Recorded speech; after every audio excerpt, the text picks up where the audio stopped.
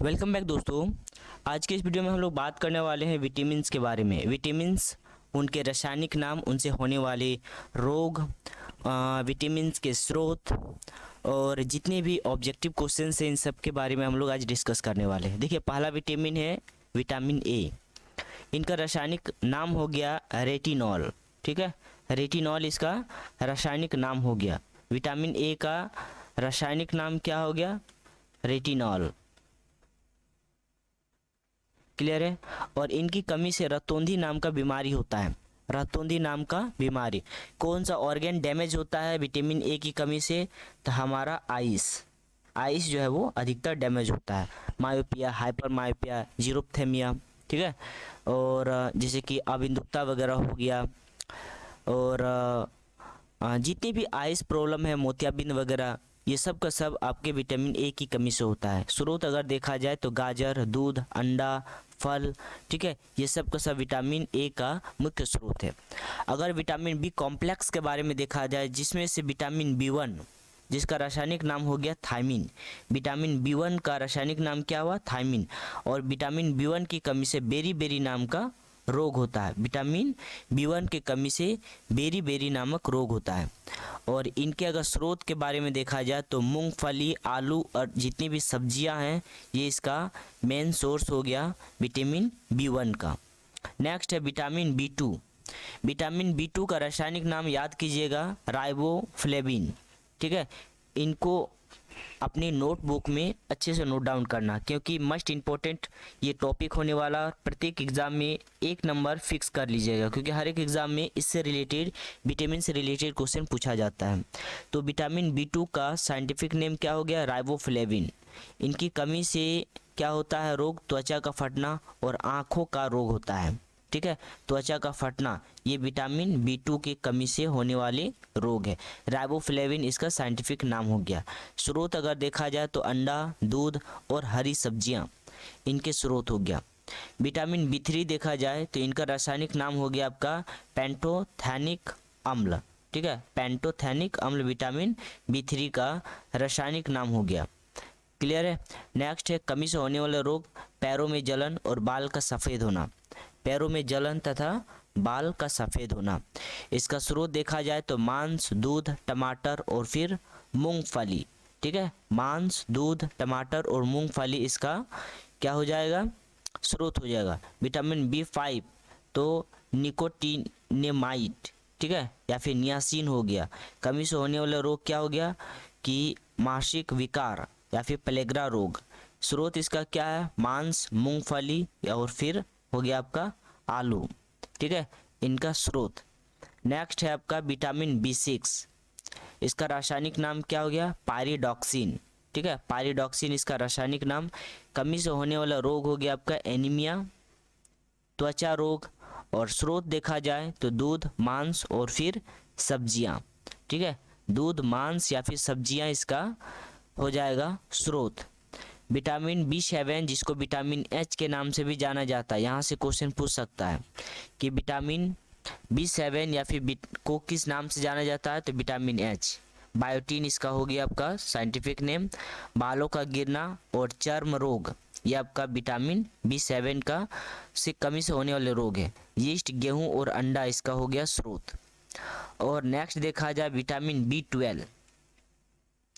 तो vitamin B12 का scientific name हो गया आपका साइनोकोबालामिन।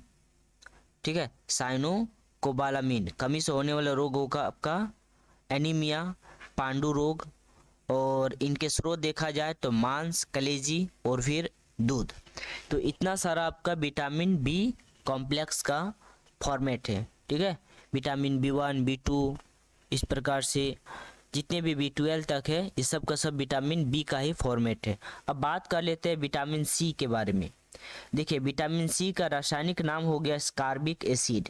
विटामिन सी का साइंटिफिक नेम क्या हुआ? Ascorbic acid.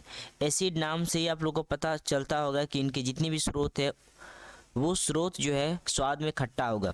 तो खट्टे फल जितने भी है, खट्टे फल, सब्जी, सब का सब विटामिन सी का स्रोत हो जाएगा। और कमी से होने वाले रोग क्या है? स्कृवि, मसूड़े का फूलना, ठीक है, ये इनके कमी से होने वाले रोग है। आंवला, नींबू, संतरा, नारंगी इनके स्रोत हो गया। विटामिन डी के बारे में देखा जाए तो विटामिन डी का साइंटिफिक नेम है कैल्सीफेरॉल। ठीक है, कैल्सीफेरॉल इसका साइंटिफिक नेम हो गया विटामिन डी का। और कमी से होने वाला रोग रिकेट्स। रिकेट्स जो है विटामिन डी की कमी से होने वाले रोग, और ये अधिकतर किनको डैमेज करता है? हड्डियों को। ठीक है, हड्डियों को क्या करता है? डैमेज करता है अधिकतर। स्रोत देखा जाए तो सूर्य का प्रकाश, दूध और अंडा इनके स्रोत है।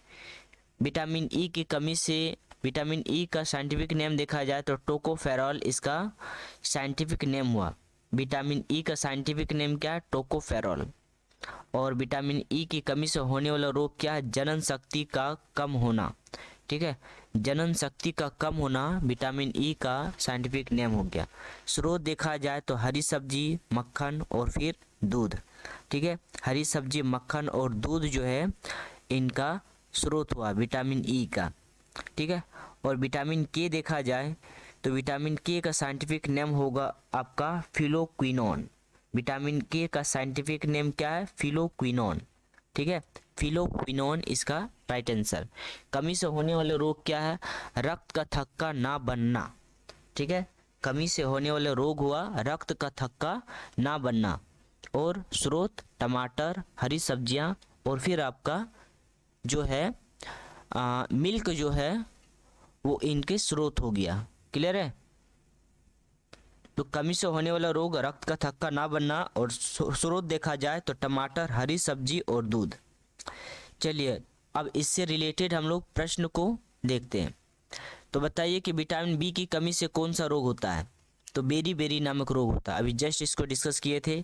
विटामिन सी की कमी से कौन सा बीमारी होता है?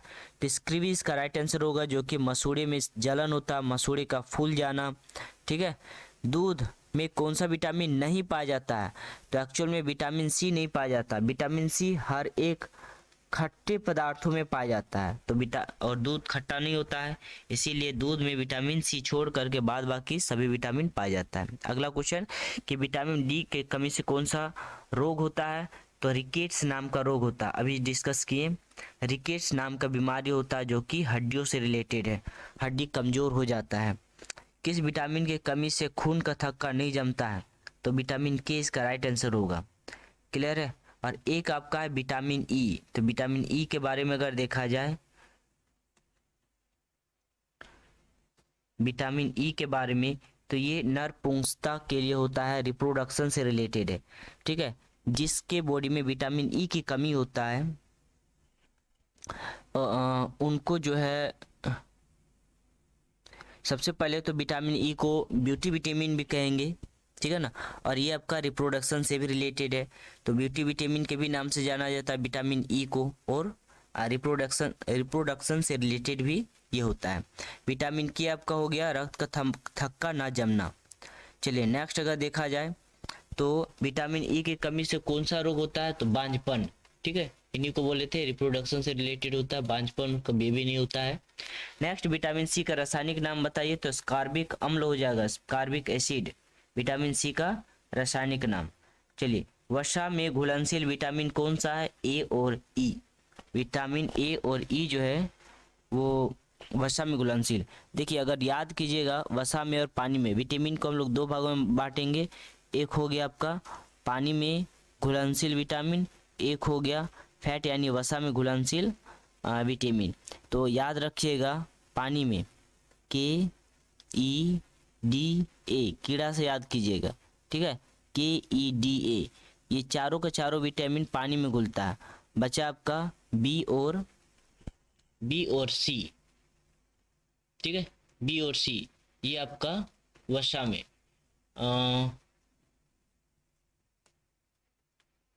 इसमें हम उल्टा बोले। ठीक है, बी और सी जो है ना पानी में घुलनशील विटामिन है, और के और डी ए, के ई डी ए ये वसा में घुलनशील विटामिन हो गया। ठीक है, तो इसीलिए विटामिन बी और विटामिन सी क्या होता है? पानी में घुल जाता है। और विटामिन के ई डी ए जो है वो वसा में घुल जाता है, ये चारों का चारों विटामिन।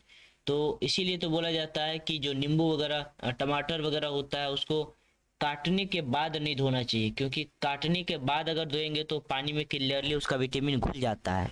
ठीक है। तो विटामिन बी और विटामिन सी पानी में घुलनशील विटामिन हो गया, और के ई डी ए ये आपका वसा में घुलनशील विटामिन है।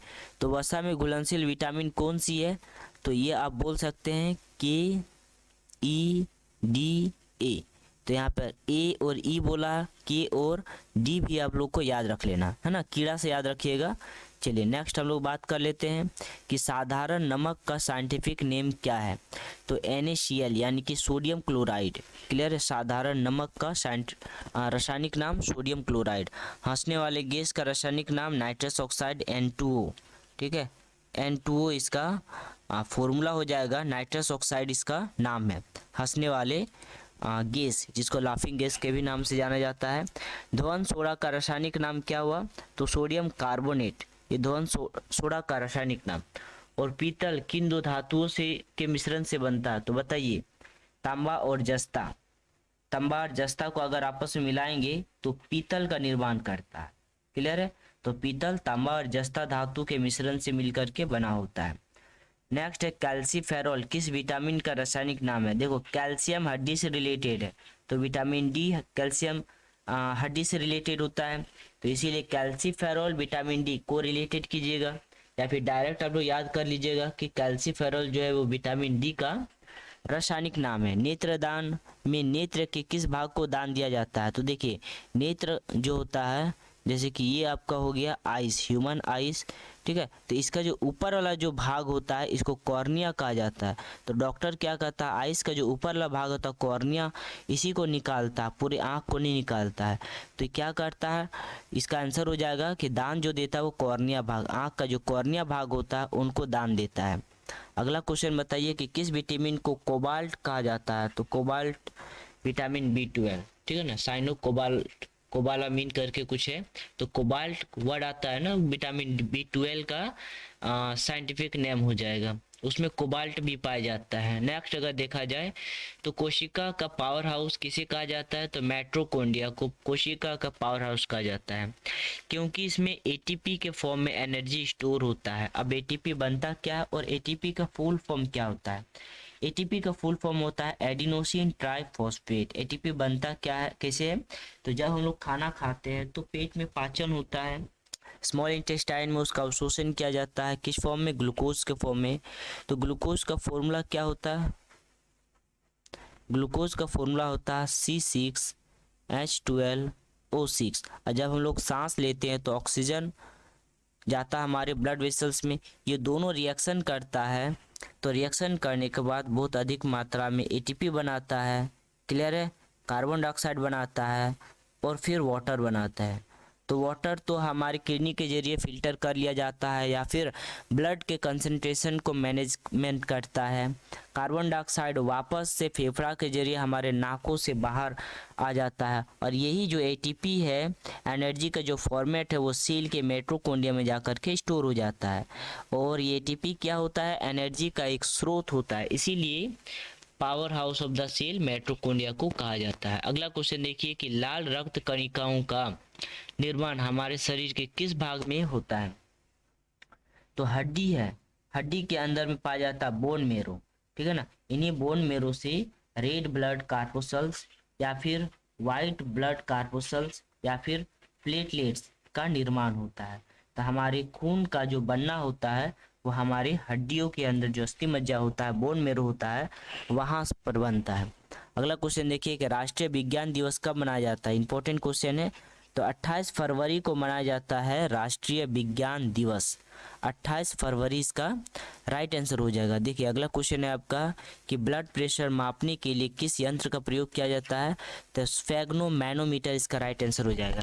स्फेग्नोमैनोमीटर इसका राइट आंसर हो जाएगा। ठीक है, ब्लड प्रेशर को नापा जाता है, और नॉर्मल मनुष्य का ब्लड प्रेशर कितना होता है, 120/80 mmHg होता है। ठीक है, अगला क्वेश्चन देखिए कि कंप्यूटर का परमानेंट मेमोरी क्या कहलाती है, तो रोम कहते हैं जिसको सिर्फ हम लोग रीड कर लेते हैं। ठीक है, रीड कर पाते हैं, इसका फुल फॉर्म हो गया रीड ओनली मेमोरी। ठीक है, रोम को कहेंगे परमानेंट मेमोरी और रैम को कहेंगे टेम्पोररी मेमोरी। चलिए नेक्स्ट हम लोग बात कर लेते हैं top GK questions and answer. ठीक है, तो पहला देखिए क्वेश्चन है आपका कि वास्को डी गामा जो है भारत कब आया था। तो इम्पोर्टेंट क्वेश्चन है, वास्को डी गामा भारत कब आए थे, तो 30 फरवरी 1498 को, ठीक है। 3 फरवरी, 30 फरवरी नहीं, 3 फरवरी 1498 को वास्को डी गामा भारत आए थे। अगला क्वेश्चन है कि अस्थाई बंदोबस्त व्यवस्था किसने लागू की थी। तो अस्थाई बंदोबस्त व्यवस्था जो है वो लॉर्ड कॉर्नवालिस के द्वारा लागू किया गया था। अस्थाई बंदोबस्त व्यवस्था जो है वो किसने लागू किया था, तो लॉर्ड कॉर्नवालिस, ठीक है, कॉर्नवालिस या कॉर्नवालिस बोलिए, इन्होंने बंदोबस्त किया था। अगला क्वेश्चन है सहायक संधि किसने लागू किया था। इंपॉर्टेंट क्वेश्चन है, सहायक संधि किसने लागू की थी, तो लॉर्ड वेलेजली ने।